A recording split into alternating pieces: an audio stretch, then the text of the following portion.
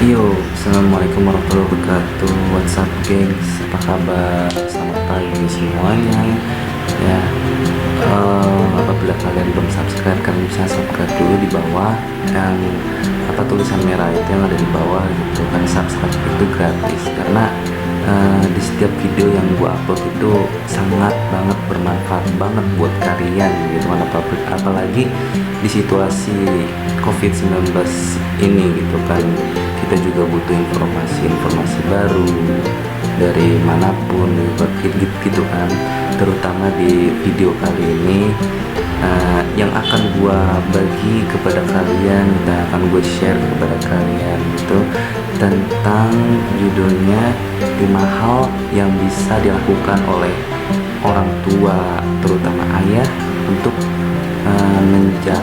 menjangkau dan melihat perkembangan si anak. Memang kekhawatiran orang tua itu sangatlah besar gitu, apalagi kekhawatiran orang tua terhadap anak sendiri gitu kan, anak kandung sendiri gitu, karena sekhawatir-khawatirnya orang tua gitu terhadap dirinya sendiri, pasti di situ ada tanggung jawab yang pasti dipikirkan oleh orang tua kita, yaitu tanggung jawab untuk melihat kondisi anak kita sendiri. Apalagi di saat sekarang lagi musim COVID-19 ini gitu kan, orang tua pikirannya kemana-mana gitu, masalah yang ada di luar sana gitu. Pasti orang tua itu juga nggak mau gitu kan, nggak mau anaknya itu kenapa gitu di luar sana gitu. Jadi ya alhamdulillah juga sekarang pemerintah juga udah menerapkan PSBB atau yang dinamakan social distancing, atau dalam artinya jaga jarak gitu. Nanti kalau enggak ya udah kena sanksi, siap-siap kena sanksi dari polisi atau pihak yang berwenang gitu kan. Yang pertama adalah tenang dan tetap proaktif gitu kan. Kita yang ada di rumah gitu, yang jangan sampai ada orang datang ngomong yang enggak ke kita gitu kan, informasi yang yang menakutkan gitu kan, sehingga dengan pikiran kita itu wah mau benar nih kayaknya begini gitu kan. Kayak di luar itu emang benar-benar udah kacau, tapi kita juga nggak tahu kondisi sekitar kita tuh bagaimana gitu kan, baik-baik aja atau bahkan tidak berbahaya apa yang orang lain kasih tahu ke kita gitu, atau bahkan informasi dari online gitu kan, dari teman-teman WhatsApp atau berita-berita di medsos begitu. Kita juga jadi orang tua itu harus tetap tenang, dan kita juga harus liatin anak gitu kan. Dan kita juga bagi orang tua harus tetap proaktif. Dalam proaktif ini adalah ya kita juga bisa membangun komunikasi terhadap anak-anak kita gitu. Komunikasi kita harus dijalankan dengan baik gitu. Kita ajak main anak-anak gitu. Intinya yang berbau hal-hal yang berbau proaktif gitu ya, yang aktif gitu, kayak misalkan anak itu membantu ibunya masak, atau anaknya kita minta untuk bersih-bersihin rumah, bantuin orang tua gitu kan. Intinya segala macam hal yang berbau aktif gitu. Kita diusahakan jangan tidur terus dari pagi sampai malam. Kita yang makin mager gitu kan di rumah, kadang bawaannya itu tidur terus, makan tidur begitu. Jadi khusus kita bagi kepala keluarga gitu kan, kita harus tetap proaktif gitu untuk menjaga komunikasi terhadap anak-anak kita begitu. Yang kedua adalah tetap pada rutinitas masing-masing gitu. Dalam artian orang tua yang misalkan perusahaannya diberhentikan gitu atau diliburkan gitu kan, dan sehingga orang tua itu nggak dapat pekerjaan, orang tua juga bisa mulai dari nol gitu ya, untuk melakukan hal-hal yang lain yang bermanfaat dan yang menghasilkan uang gitu. Misalkan kayak kita mulai jualan online gitu kan, terus kemudian kita mulai cocok tanam gitu kan, nanam pohon atau nyiram pohon atau apa namanya buat makanan gitu kan, nanti kita bisa kirim ke dari kirim ke GoFood atau GrabFood gitu kan. Sekarang udah dimudahkan gitu dengan GoFood dan GrabFood itu, kita juga bisa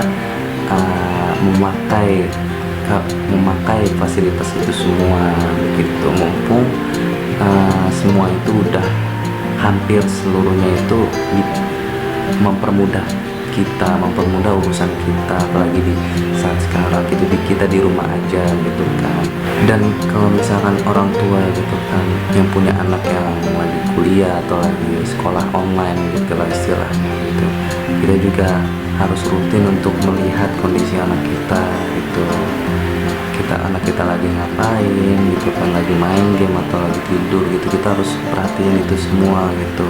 Kalau lagi belajar ya belajar, kalau lagi kerja atau bersih rumah ya bersih rumah gitu.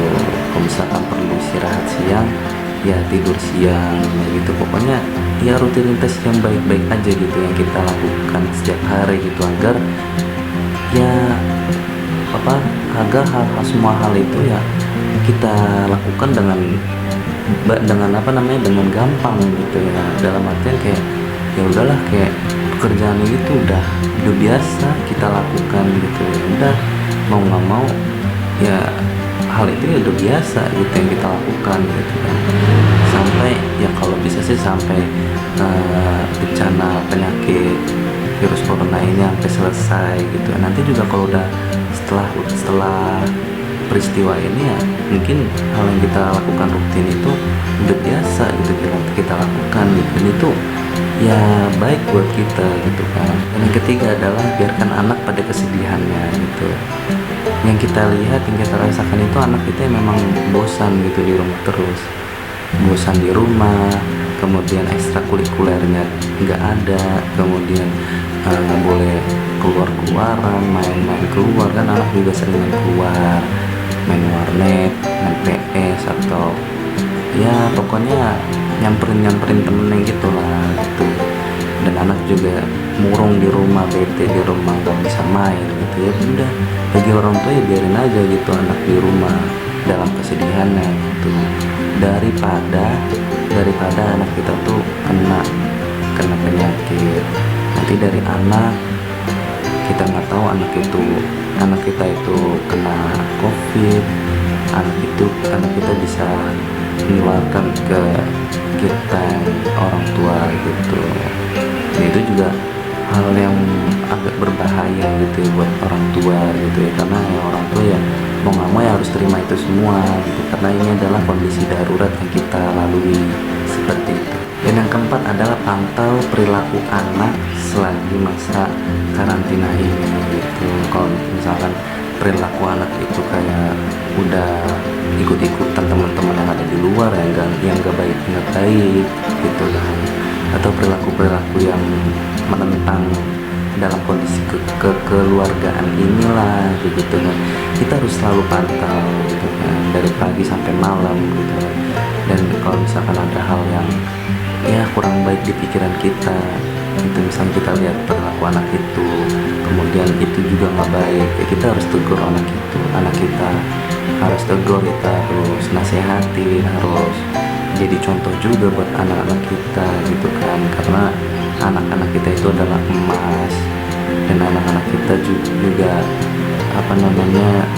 bisa mengantarkan kita ke surga, atau ya masa depan anak kita itu ya kesuksesan kita juga semua gitu kan. Jadi masalah perilaku itu adalah penting buat kita jaga seperti itu. Kemudian yang kelima adalah pantau informasi yang anak-anak kita terima gitu ya. Mau informasi dari media sosial, informasi dari teman-temannya, atau informasi dari manapun yang anak-anak kita udah ketahui sebelum COVID-19 ini ada gitu kan. Ya kita harus kita harus klarifikasi itu semua, kita harus tanya-tanya, minimal yang orang tua kayak pura-pura nanya aja gitu kan, ini apa itu apa gitu, kayak pura-pura nanya. Dan kita juga harus apa namanya jangkau sejauh manakah kemampuan anak kita itu. Ya itu adalah suatu hal yang penting, karena anak itu adalah emas atau masa waktu yang baik gitu kan untuk belajar, untuk apalagi mengetahui informasi tersebut gitu kan. Alright guys, gitu aja dari gua. Apabila ada hal-hal yang kurang baik untuk kalian gitu, atau ada hal-hal yang kurang jelas, kalian bisa komen di bawah, tanya-tanya semuanya, atau kasih pernyataan untuk gua gitu kan.